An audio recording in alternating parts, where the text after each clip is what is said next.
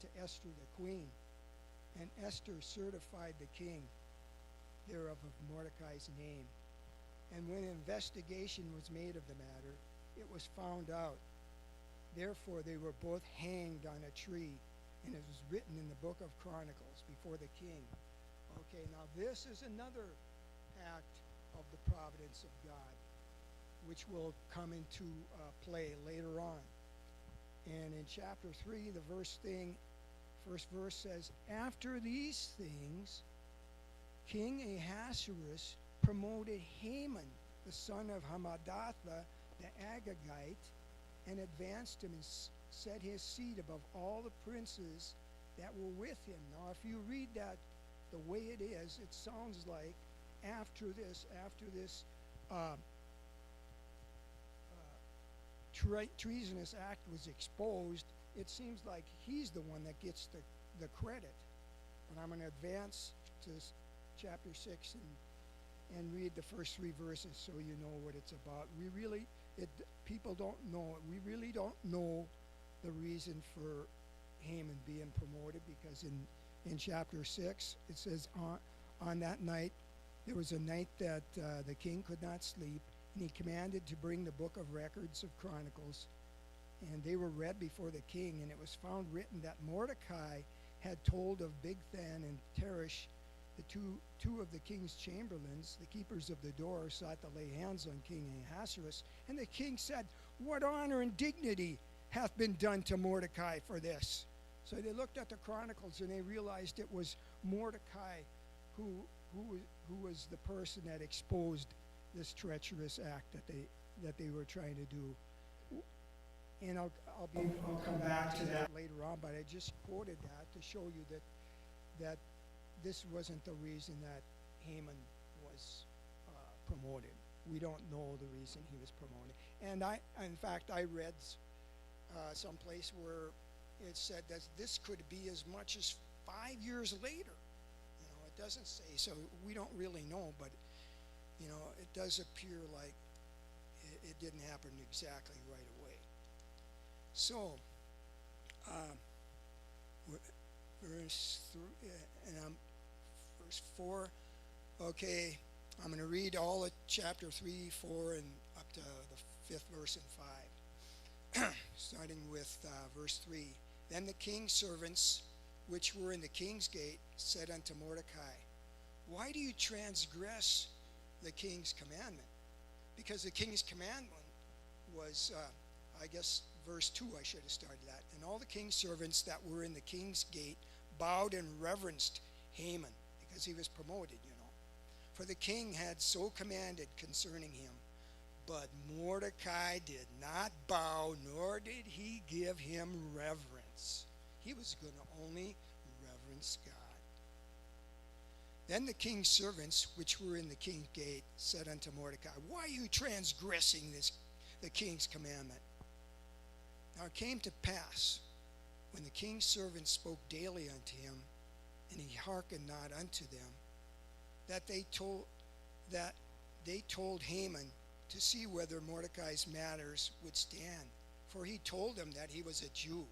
So, evidently, it said they were speaking daily with him, and eventually Mordecai told him he was a Jew. Okay, this is another step in the providence of God. And when Haman saw that Mordecai did not bow, nor gave him reverence, then Haman was full of wrath, and he thought scorn to lay hands on Mordecai alone, for he had showed him the people of Mordecai. Wherefore Haman sought to destroy all the Jews that were throughout the whole kingdom of Ahasuerus, even the people of Mordecai. So he sought to destroy all the Jews. This is another step in the providence of God. Now you got to realize, Haman was an Agagite.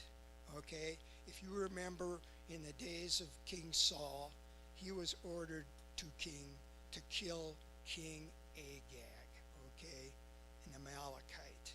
He didn't do it, and Samuel came and he killed him, and more than killed him, he cut him to pieces. So there was reason for Haman to really despise the Jews and Mordecai. So, in the first month, that is the month of Nisan, which would be Passover, in the 12th year of King Ahasuerus, they cast pur, that is the lot, before Haman from day to day, and from month to month to the 12th month, that is the month of Adar.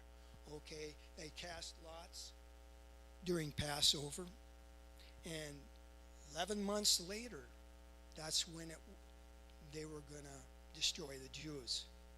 So there was 11 months to play with for the providence of God to erase this.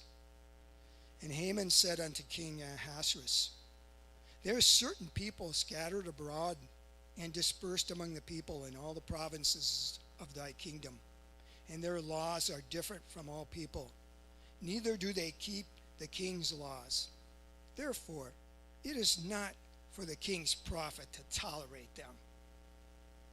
If it please the king, let it be written that they may be destroyed, and I'll pay 10,000 talents of silver to the hands of those who have the charge of the business to bring it into the king's treasuries. And the king took his ring from his hand and gave it to Haman, the son of Hammedatha, the Agagite, the Jews' enemy. And the king said unto Haman, the silver is given to thee, the people also, to do with them as it seemeth good to thee. Then were the king's scribes called on the 13th day of the first month, and there was written according to all that Haman had commanded unto the king's lieutenants and to the governors that were over every province, and to the rulers of every people of every province according to the writing thereof, and to every people after their language, in the name of the king. Ahasuerus was it written and sealed with the king's ring. And when the king seals it with the signet ring, that means it cannot be revoked. So, okay, there is an edict going out. It's sealed with the signet ring for all the Jews to be destroyed. So, okay, here's another providence. God is going to have the last. He's going to have the last say in this thing. So it looks like the Jews are doomed at this time. And the letters were sent by posts unto all the king's provinces to destroy, kill, and to cast to perish all Jews, both young and old, little children and women, in one day, even upon the 13th day of the 12th month, which is the month Adar, and to take the spoil of them for a prey. In other words, Purim. Purim is celebrated on the 13th, 14th, and 15th. 13th is a day of fasting. It's called Esther's fast. 14th is celebrated in unwalled villages. 15th is walled villages, which would be Jerusalem. And I'll just say it right now. What they do on Purim, they have the fast on the 13th, and on the 14th and 15th, the book of Esther is read. And whenever the name of Haman is mentioned, they stomp their feet, and they have noisemakers, and they make noise, and they try to drown out his voice. And when Mordecai's name is mentioned, they, hey, praise, and they clap their hands, and basically he's honored. So, okay, back to the scripture. The copy of the writing for the commandment to be given in every province was published unto all people, that they should be ready against that day.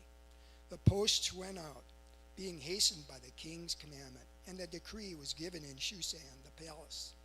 And the king and Haman sat down to drink, but the city Shushan was perplexed. Chapter 4. When Mordecai perceived all that was done, Mordecai tore his clothes and put on sackcloth with ashes, and went out in the midst of the city and cried with a loud and bitter cry, and came even before the king's gate, for none might enter the king's gate clothed in sackcloth. And in every province, wherever the king's commandment and decree came, there was a great mourning among the Jews, fasting and weeping and wailing, and many lay in sackcloth and ashes. So this is another providence in God's plan. He's calling people to fast and pray. Remember, the edict was given out and signed with the signet ring that all the Jews will be destroyed. So now they're fasting and praying. And that's kind of ironic because it won't be long before that's what we're going to be doing. So Esther's maids and her chamberlains came and told it to her.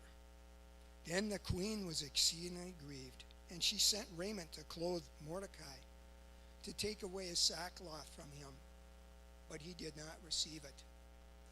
Then Esther called for Hadak, one of king's chamberlains, whom he had appointed to attend upon her and give him commandment to Mordecai to know what it was and why it was. Now Hadak was basically a middleman between Esther and Mordecai. Hadak would get messages from Mordecai to give to Esther, and Esther would have messages to give to Mordecai. So Hatak went forth to Mordecai unto the street of the city, which was before the king's gate. And Mordecai told him of all that had happened unto him, and the sum of money that Haman had promised to pay to the king's treasuries for the Jews to destroy them.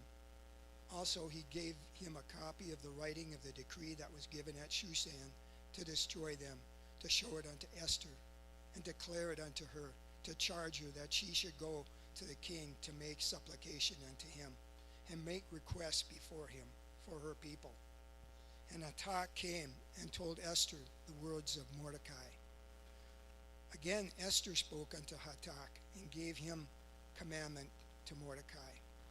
All the king's servants and people of the king's provinces do know that whosoever, whether man or woman, shall come to the king into the inner court, who is not called, there is one law of his to put him to death, except such to whom the king shall hold out the golden scepter, that he may live.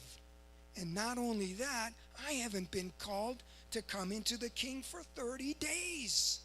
So there was a double problem there. 30 days, so she figured there's something that he wasn't pleased about her about. And they told to Mordecai Esther's words. Then Mordecai commanded to answer Esther, think not with thyself that thou shalt escape the king's house more than all the Jews. For if you altogether hold thy peace at this time, then shall there be enlargement and deliverance arise to the Jews from another place. But thou and thy father's house shall be destroyed. Who knoweth whether thou art come for the kingdom for such a time as this? So in other words, he's basically telling her, Esther, the reason you probably became queen is for a time for this, this was your destiny. And if you don't go ahead with this, God will just raise somebody else, and you and your family will be destroyed anyway. Then Esther bid them return Mordecai this answer. Go, gather all the Jews that are present in Shushan, and fast for me, and neither eat nor drink 3 days, night or day. And this is where the Esther's fast comes in. I also and my maidens will fast likewise, and so will I go to the king, which is not according to the law. And if I perish, I will perish. So at this time, Esther has got it in her mind that she's going to follow through, and she is going to trust the Lord. And you know something? That goes for us too. That, God uses other people. We may have things that God has told us that he's going to do in our lives, but it's not all about us. There's other people involved probably in our situation, and he's got to work in their hearts and lives too. So, and as we go through here, we see all the people that God used to bring forth his providence. And I'll move on because we haven't got to the final yet. So Mordecai went his way and did according to all that Esther had commanded him. Chapter 5. Now it came to pass on the third day that Esther put on her royal apparel and stood in the inner court of the king's house over against the king's house. And the king sat upon his royal throne in the royal house over against the gates of the house. And it was so, when the king saw Esther the queen standing in the court, that she obtained favor in his sight, and the king held out to Esther the golden scepter that was in his hand. So Esther drew near and touched the top of his scepter. So now remember, they were praying. They were fasting for 3 days. God can change things. She could have been killed by not coming into his presence unannounced. But she trusted God. She trusted God through this. Then the king said unto her, What do you want, Queen Esther? And what is the request? It shall be given thee, the half of thy kingdom. Have you ever heard that statement before? How about Herod? Herod with Herodias. Yeah. And Esther answered, If it seems right unto the king, let the king and Haman come this day unto the banquet that I have prepared for him.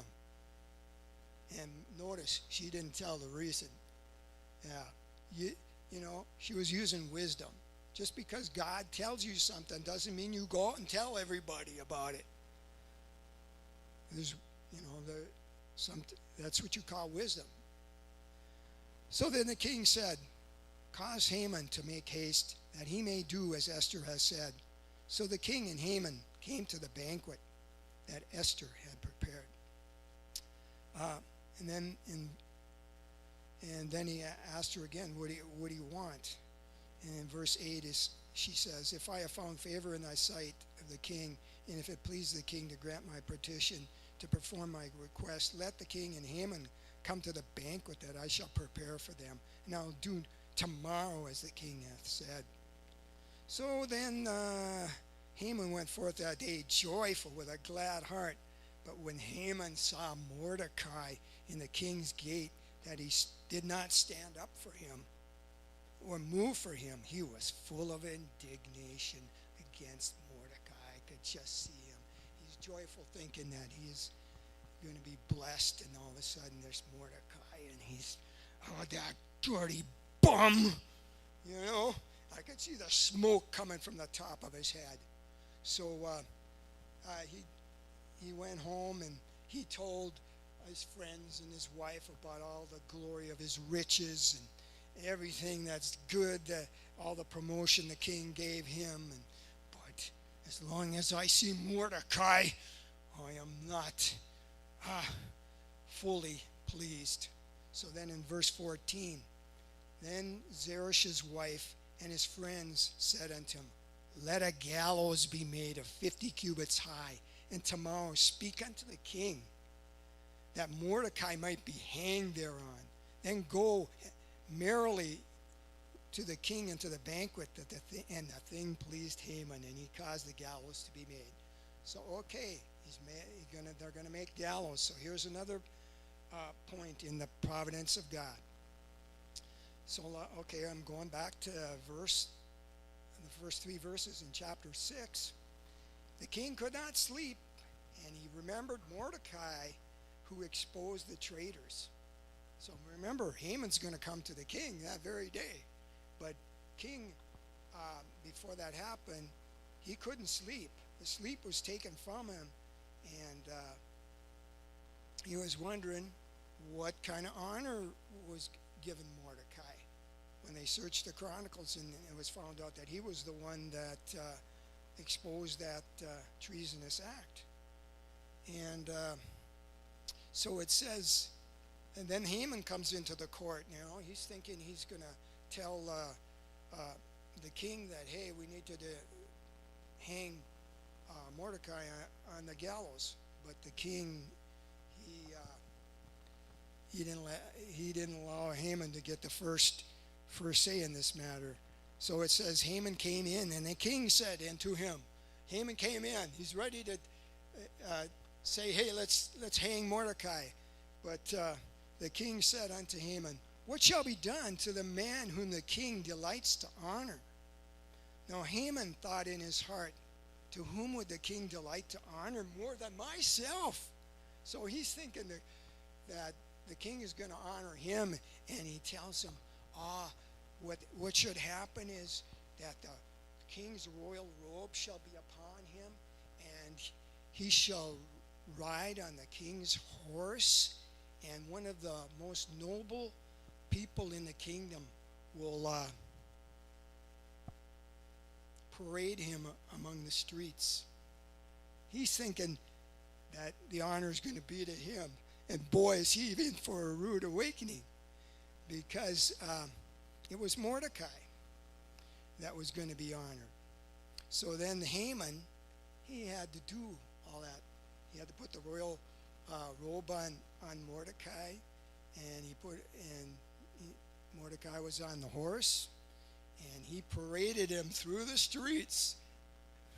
His enemy, the guy he hated, he thought he was going to be the one that was going to be honored, and it was Mordecai. I'll bless them that bless thee, and curse them that curse thee. So we come to chapter 7, and there was a second banquet that Queen Esther gave. And so it says in the first verse, the king and Haman came to the banquet with Esther the king. And again, Ahasuerus, Xerxes, says, what do you want? To the half of my kingdom. Then Esther the queen answered and said, if I have found favor in thy sight, O king, and if it please the king, let my life be given me at my petition, and my people at my request. So she wasn't interested in having anything about the kingdom. She just wanted to save her people and herself. For we are sold, I and my people, to be destroyed, to be slain, and to perish. But if we had been sold for bondmen and bondwomen, I had held my tongue. In other words, slaves or something. Although the enemy could not countervail the king's damage. Then King Ahasuerus answered and said unto Esther the queen, who is he? Where is he that does presume in his heart to do so? And Esther says, the adversary and enemy is king, is this wicked Haman. Then Haman was afraid before the king and queen. His evil plot was exposed. And not only that, he went to plead for his life. He went to the bed of Esther, and that was the final straw, because the king thought Haman was going to abuse her or something. And it says in verse 9, and Harbona, one of the chamberlains, said before the king, behold, also gallows 50 feet high, which Haman had made for Mordecai, who had spoken good for the king, stands in the house of Haman. Then the king said, hang him on. So they hanged Haman on the gallows that he had prepared for Mordecai. Another point of providence of God. So what he made for Mordecai was used on him. Then was the king's wrath pacified. And then we come to chapter 8, first two verses. On that day, King Ahasuerus gave the house of Haman, the Jews' enemy, unto Esther the queen. And Mordecai came before the king, for Esther had told what he was unto her. So they know for sure now that she is Jewish. And the king took off his ring, which he had taken from Haman, and gave it to Mordecai. And Esther set Mordecai over the house of Haman. Now, like I said before, that edict that was given before by Haman to destroy the Jews, when it's signed by the signet ring, it can't be revoked. So, but what happened was a counteraction, a new edict. He couldn't erase that first one, but there was a new edict put forth by the king, and it basically said that the Jews could revenge themselves against their enemies, and they could protect themselves from their enemies. So and that was signed with a signet ring.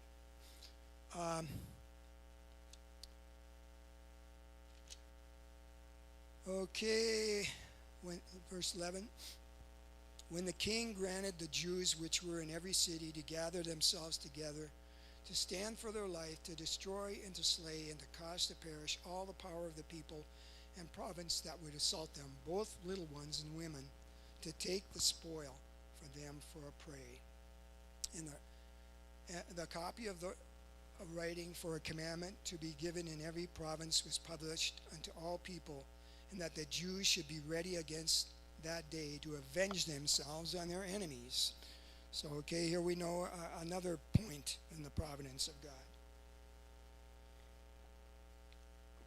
Excuse me. And 15, and Mordecai went out from the presence of the king in royal apparel of blue and white, and with great crown of gold, and with garments of fine linen and purple. And the city of Shushan rejoiced and was glad. The Jews had light and gladness and joy and honor. And in every province and every city, wherever the king's commandment and his decree came, the Jews had joy and gladness, a feast and a good day. And many of the people of the land became Jews, for the fear of the Jews fell upon them. I will bless them that bless thee, I will curse them that curseth thee. Okay, we come to chapter 9.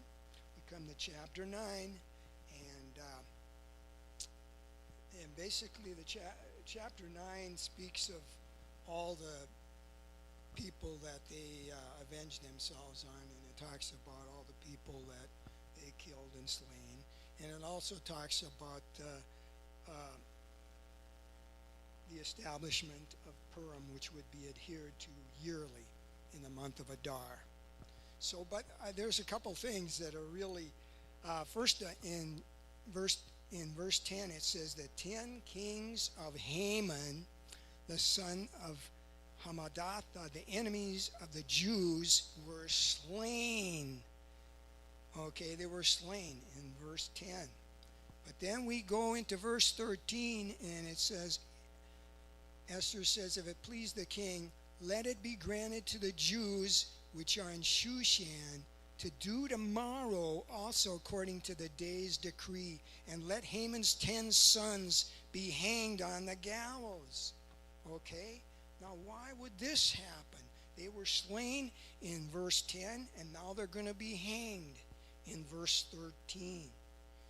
And there's rabbis that said this was basically a prophecy, and it would happen later on. And there's also something else about it. It's a picture of Haman being the Antichrist, having 10 kings that will support him. But the one thing I really want to mention is, okay, Haman was hanged by himself, and then later on his 10 sons were hanged. Okay, in 1946, in October, the announcement was made on Purim. Okay, the announcement was made on Purim to slay 11 Nazis. Okay, however, Hermann Göring committed suicide before that happened. So, but he was killed. Okay, he died by himself, just like Haman died by himself. Okay, so the 10 other Nazis were hung, and the last one, Joseph Stryker, said, Purim Fest 1946. And the announcement was made on Purim, but they were executed on the 21st day of Tishri, which is called the seventh day of Tabernacles, also known as Hoshana Rabbah, known as the day of the final verdict. So the Nazis tried to destroy the Jews, and what happened? It came upon them. And what happened because of that? The establishment of the Jewish nation again in May of 1948. I'll bless them that bless thee. I'll curse them that curseth thee. Then we come to chapter 10. Also, there was a couple other things. The Gulf Wars. The first Gulf War, Saddam Hussein surrendered on the 14th of Adar, which is Purim. The second Gulf War was started on the 15th of Adar, which is the third day of Purim. So, okay, we come to chapter 10, the last chapter. And King Ahasuerus laid a tribute upon the land and upon the isles of the sea, and all the acts of the power and of his might, and the declaration of the greatness of Mordecai. Wherefore unto the king advanced him. Are they not written in the book of the Chronicles of the kings of Media and Persia? For Mordecai the Jew was next to King Ahasuerus. So he was promoted to second in command. Mordecai refused to bow down to Haman and worship him and was promoted. Another parallel to that is Shadrach, Meshach, and Abednego refused to bow and worship the image Nebuchadnezzar set up. They were promoted. Daniel prayed and worshiped his God rather than Darius or any other man or god, and was delivered from the lions. And the accusers were thrown in the den, and their families were also in the den and ripped to pieces. Daniel was honored. I'll bless them that bless thee. I'll curse them that curseth thee. So, okay, like I said, what this has to do with us, like I told you before, there's things that God has probably told us, things we've waited for a long time. And, you know, God tells me this all the time. Do not look at your circumstances. It's not just about us. There's probably other people that's involved in this. And God's got to work in their hearts and their desires also. So, the providence of God. I'll bless them that bless thee. I'll curse them that curseth thee.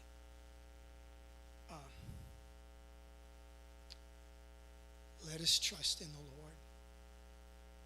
Esther trusted in the Lord, and it looked like, hey, everything, it looked like it wasn't going to happen.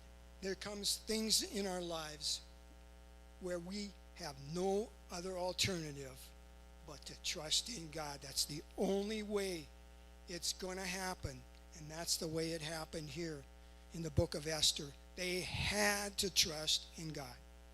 Yes, they did certain things, but in the end, they had to trust in God to bring it to its full fulfillment and destiny. And with that, I guess I'll end this message. Father God, I thank you for giving me the ability to bring this forward. And Father God, just bring to our remembrance that it's never over until it's over. I think it's Yogi Berra that said that. It's never over until it's over. Help us to keep the faith in you. Whatever you promise to us, you will perform in your way, in your time. Blessed be the name of the Lord. Amen. God bless you.